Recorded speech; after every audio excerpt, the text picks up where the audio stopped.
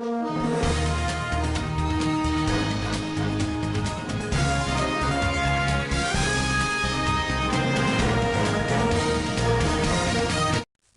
तालुक्यात जिल्हा परिषद आणि पंचायत समिती निवडणुकीची रणधुमाळी आता निर्णायक टप्प्यावर आली आहे.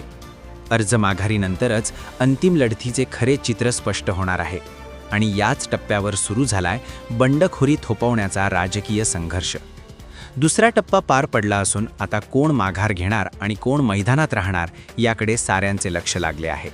भाजप, काँग्रेस, राष्ट्रवादी यांच्यासोबतच शिवसेना, रासप, जनसुराज्य पक्ष आणि मोठ्या संख्येने अपक्ष उमेदवार मैदानात आहेत. गटांत तब्बल 63 आणि गणांत 62 अपक्ष उमेदवारांचे अर्ज दाखल झाले आहेत. यामध्ये डमी उमेदवारांपासून ते डावललेले इच्छुक उमेदवारांचा समावेश आहे. या अपक्षांना अर्ज मागे घ्यायला भाग पाडण्यासाठी नेत्यांची कसोटी लागणार आहे. ऑफर, आमिष आणि राजकीय गणितांचा खेळ सुरू झालाय. एकेकाळी काँग्रेस राष्ट्रवादीचा बालेकिल्ला असलेला जत आज आमदार गोपीचंद पडळकर यांच्या नेतृत्वात भाजपचा मजबूत गड बनताना दिसतोय. विधानसभा, नगर परिषद जिंकल्यानंतर आता जिल्हा परिषद निवडणुकीतही भाजप वर्चस्व निर्माण करण्याच्या तयारीत आहे.